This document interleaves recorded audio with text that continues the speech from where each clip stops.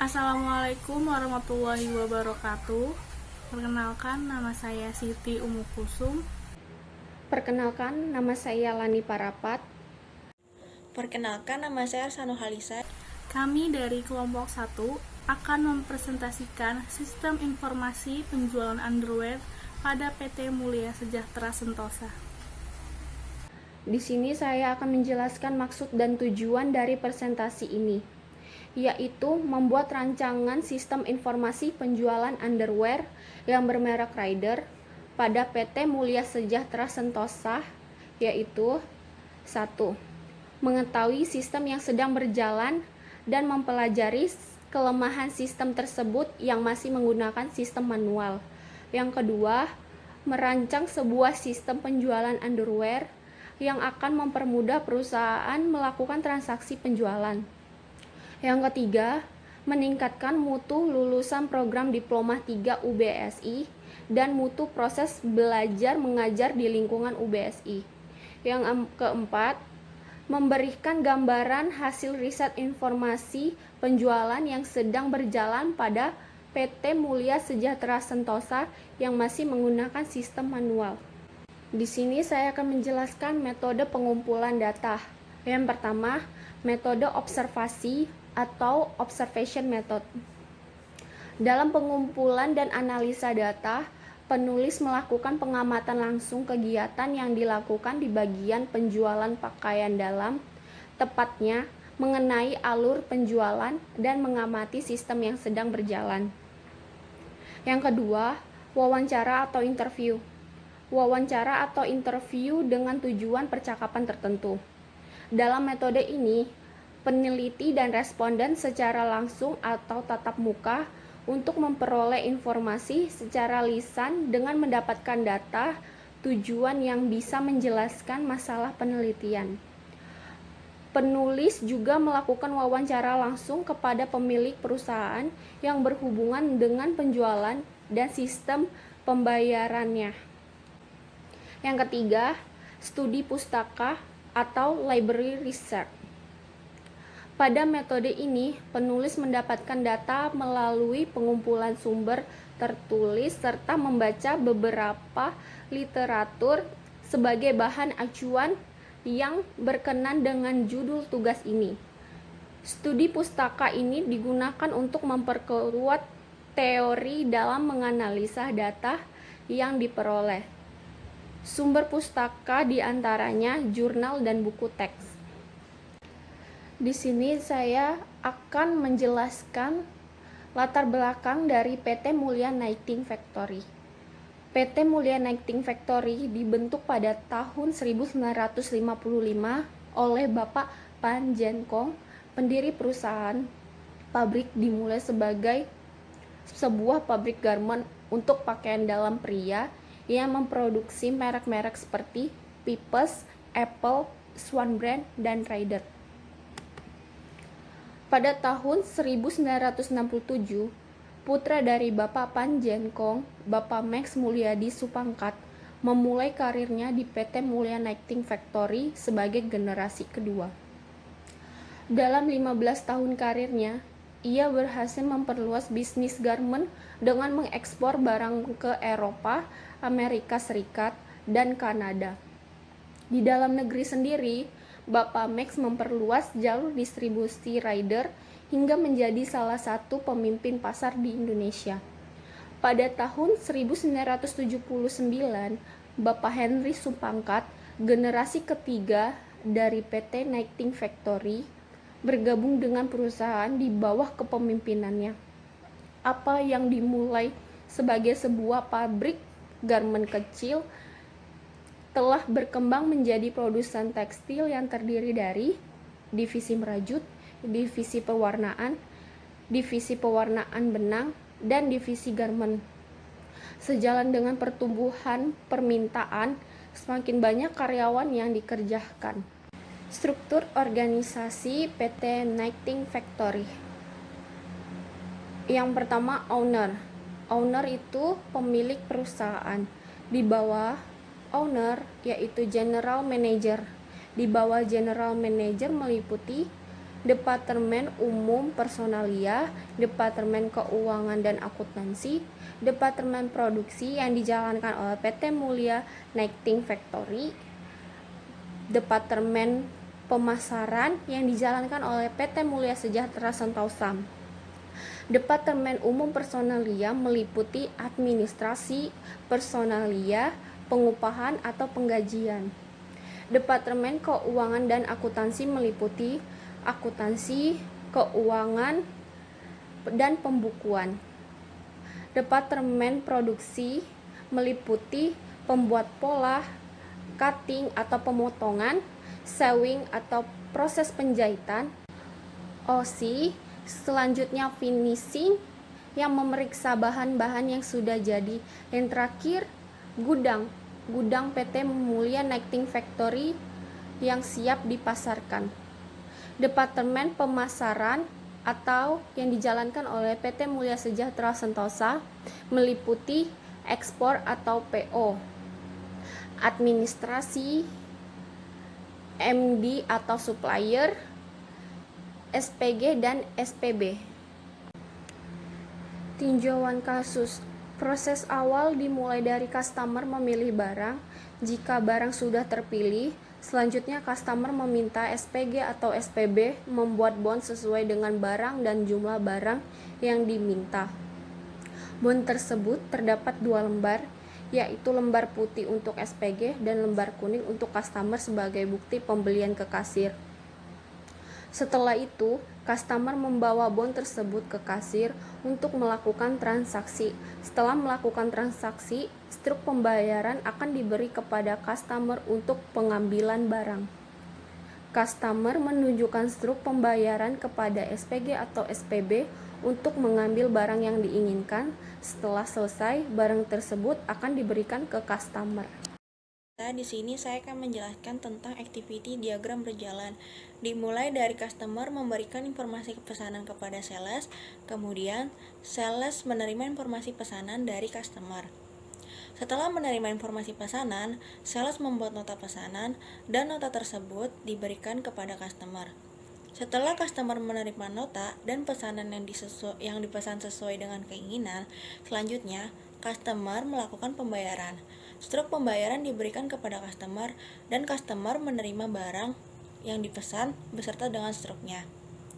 Di sini terdapat arsip pembayaran yang diserahkan kepada admin.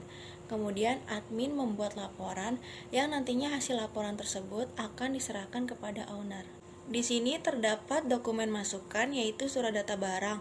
Fungsinya itu adalah sebagai bukti adanya penjualan, sumbernya dari sales atau SPG, medianya kertas, tujuannya itu bagian admin, jumlahnya 1, frekuensinya itu terjadi pada saat transaksi jual beli. Bentuk dokumennya itu nota lembar putih. Selanjutnya ada dokumen keluaran yaitu nota, fungsinya sebagai bukti pengambilan barang, sumbernya dari sales, tujuannya customer, medianya kertas, jumlahnya 1, frekuensinya itu saat pembayaran oleh customer. Bentuk dokumennya itu nota lembar kuning. Permasalahan pokoknya itu PT Mulia Knitting Factory dalam mengolah sistem dan pencatatannya masih menggunakan proses manual dalam penginputannya sehingga menimbulkan beberapa permasalahan diantaranya. Yang pertama, perhitungan data masih menggunakan kalkulator dan pencatatannya masih menggunakan buku. Yang kedua, hasil laporan penjualan dan informasi kurang akurat. Yang ketiga, jika terjadi kesalahan harus diperiksa dari awal dan harus melakukan pengecekan ulang sehingga memerlukan waktu yang cukup lama. Adapun pemecahan masalah dari sistem yang sedang berjalan tersebut diantaranya yang pertama, perlu adanya database yang memungkinkan perhitungan secara otomatis sehingga dapat dilaksanakan tepat waktu. Yang kedua, dengan adanya database, proses percetakan laporan menjadi lebih mudah dan sesuai dengan kebutuhan yang diminta. Activity diagram sistem. Yang pertama itu activity diagram login. Dimulai dari user mengakses menu login, lalu sistem akan menampilkan menu login. Kemudian user memasukkan ID user dan password. Jika sudah benar, maka sistem akan menampilkan menu utama. Jika salah, maka user harus mengulangi memasukkan ID user dan juga password. Activity diagram kasir dimulai dari user mengakses menu kasir, kemudian sistem akan menampilkan kasir, lalu user menginput data pesanan, kemudian sistem akan secara otomatis menghitung jumlah harga, lalu user melakukan transaksi pembayaran, dan nantinya transaksi pembayaran tersebut akan tersimpan ke dalam database. Di diagram admin dimulai dari user mengakses menu laporan, kemudian sistem akan menampilkan menu laporan. Setelah itu user membuat laporan. Setelah membuat laporan, user menyimpan laporan yang nantinya laporan tersebut akan tersimpan di dalam database. Setelah tersimpan, laporan dapat dicetak. Activity diagram pimpinan dimulai dari user mengakses menu laporan, kemudian sistem akan menampilkan menu laporan, lalu user memilih laporan, kemudian sistem akan menampilkan laporan. Selanjutnya ada use case diagram. Di sini kita pakai 3 aktor. Yang pertama bagian penjualan, admin, dan juga owner. Untuk bagian penjualan bisa mengakses menu register, login, dan juga logout. Setelah login, bagian penjualan bisa mengakses menu kasir dan juga data barang.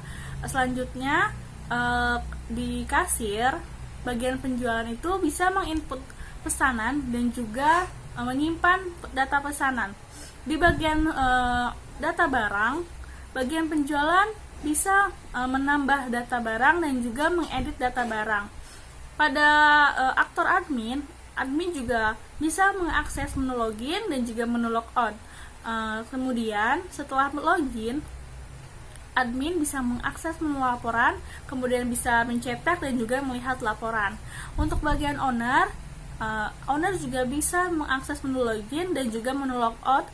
Kemudian owner hanya bisa melihat laporannya saja. Kemudian ada entity relationship diagram atau ERD. Yang pertama itu satu user bisa melakukan banyak transaksi. Untuk atribut user itu ada ID user, nama, dan juga password. Untuk atribut transaksi ada kode barang, nama barang, jumlah, diskon, total, dan juga harga. Selanjutnya, satu user bisa menginput banyak barang. Untuk atribut data barang, untuk atribut data barangnya, yang pertama ada kode barang, nama barang, jumlah, dan juga harga. Kemudian, satu user bisa membuat banyak laporan, di mana atribut dari laporan itu ada kode barang, nomor laporan, ID user, nama barang, jumlah barang terjual, dan juga total barang terjual. Selanjutnya, satu pimpinan bisa melihat banyak laporan, di mana atribut dari pimpinannya yaitu kode pimpinan, nomor laporan, nama, dan juga password. Selanjutnya ada logical record structure atau LRS. Yang pertama di sini ada table akun, di mana atributnya yaitu ID, tipenya varchar dengan size 10, kemudian nama, tipenya varchar dengan size 50, dan password tipenya varchar dan size-nya 20. Selanjutnya ada table transaksi. Untuk atributnya kode barang, tipenya varchar, size-nya 10, nama barang, tipenya varchar dan size-nya 10, jumlah dengan tipe integer dan size 10, harga integer dan size-nya 10, diskon tipenya integer dan size-nya 10, total tipenya integer dan size-nya 10. Kemudian ada nama pegawai, tipenya varchar dan size-nya 50. Selanjutnya ada tabel laporan dengan atribut. Yang pertama itu nomor laporan dengan tipe integer, size-nya 10, ada kode barang, tipenya varchar, size-nya 10, dan nama barang, tipenya varchar, size-nya 15, jumlah barang terjual, tipenya integer dengan size 15, total harga terjual, tipenya integer dengan size 10, kemudian ada ID user dengan tipe varchar, dan size-nya 10. Kemudian ada tabel pimpinan, di mana atributnya yang pertama ada kode pimpinan dengan tipe varchar dan size-nya 10, ada nama dengan tipenya varchar dan size-nya 20, ada password dengan tipe varchar dan size-nya 5, dan nomor laporan dengan tipe integer dan 10. Selanjutnya ada tabel barang. Yang pertama kode barang, tipenya varchar, kodenya 10, nama barang tipenya varchar, size-nya 20, jumlah dengan tipe integer, size-nya 10, harga dengan tipe integer dan size 10. Selanjutnya ada spesifikasi file. Yang pertama ada spesifikasi file user. Untuk elemen data ID user, nama fieldnya ID user dengan tipe varchar, size-nya 10 dan menjadi primary key. Selanjutnya username dengan nama fieldnya itu username, tipenya varchar dan size-nya 50. Kemudian ada password dengan nama fieldnya password, tipenya varchar dan size-nya 20. Selanjutnya ada spesifikasi file barang. Elemen datanya yang pertama itu ada kode barang dengan nama fieldnya, kode barang dan tipenya varchar, size-nya 10. Kode barang menjadi primary key-nya. Untuk selanjutnya ada nama barang, nama fieldnya nama barang, tipenya integer, size-nya 20. Kemudian ada jumlah dengan nama field jumlah, tipenya integer, size-nya 10. Kemudian ada harga dengan nama field harga, tipenya integer, size-nya 10.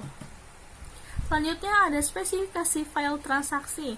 Untuk elemen datanya yang pertama ada kode barang dengan nama field kode barang, tipenya varchar, size-nya 10 dan menjadi primary key-nya. Kemudian ada nama barang dengan nama fieldnya nama barang, tipenya varchar, size-nya 10. Selanjutnya ada elemen data jumlah dengan nama fieldnya jumlah, tipenya integer, size-nya 10. Kemudian ada harga dengan nama field harga, tipenya integer, size-nya 10. Untuk diskon, nama fieldnya diskon, tipenya integer, size-nya 10. Kemudian yang terakhir ada total, nama fieldnya total, tipenya varchar, size-nya 50. Selanjutnya ada spesifikasi file laporan. Untuk yang pertama elemen datanya ada nomor laporan dengan nama fieldnya no laporan, tipenya integer, size-nya 10 dan menjadi primary key-nya. Kode barang, nama fieldnya kode barang, tipenya varchar, size-nya 10. Nama barang, nama fieldnya nama barang, tipenya varchar, size-nya 15. Jumlah barang terjual, nama fieldnya jumlah barang terjual dengan tipe integer dan size 5. Selanjutnya ada total harga terjual dengan nama field total harga terjual, tipenya integer dan size-nya 10. Ada ID user dengan nama field ID user, tipenya varchar dengan size 10. Selanjutnya ada spesifikasi file pimpinan. Elemen datanya yaitu kode pimpinan, nama fieldnya kode pimpinan, tipenya varchar, size-nya 8 dan menjadi primary key. Selanjutnya ada nama dengan nama fieldnya nama, tipenya varchar dengan size 20. Password, nama fieldnya password, tipenya varchar dan size-nya 5. Selanjutnya nomor laporan dengan nama field laporan, tipenya integer, size-nya 10. Selanjutnya ada kelas diagram. Yang pertama ada tabel user. User bisa mengoperasikan delete data barang, input penjualan, mengakses menu login, menyimpan data penjualan, registrasi akun, dan juga update data barang. Selanjutnya tabel data barang. Data barang yang bisa dikerjakan yaitu ada delete data barang, input data barang, update data barang. Dan transaksi bisa melakukan input penjualan, menyimpan data penjualan. Dan untuk laporan yaitu yang bisa dilakukan di tabel laporan, membuat laporan, menampilkan laporan, dan mencetak laporan. Untuk tabel pimpinan yang bisa dilakukan yaitu melihat laporan. Selanjutnya ada sequence diagram login. Yang pertama, user membuka form login, kemudian form login menampilkan tampilannya, dan user menginput ID user dan juga password, kemudian pilih tombol login. Nah, selanjutnya akan muncul login, akan memverifikasi apakah benar ID user atau passwordnya. Jika benar maka login berhasil. Kemudian akan menampilkan tampilan menu utama atau dashboard. Selanjutnya sequence diagram kasir. User pertama membuka menu kasir dan form kasir akan menampilkan tampilan kasirnya. Kemudian user akan menginput data pesanan dan kemudian memilih tombol hitung. Selanjutnya, kontrol kasir akan menghitung harga pesanan dan akan menampilkan jumlah harganya. Setelah itu, user akan memilih bayar, memilih tombol bayar, kemudian menginput uang yang dibayar oleh customer.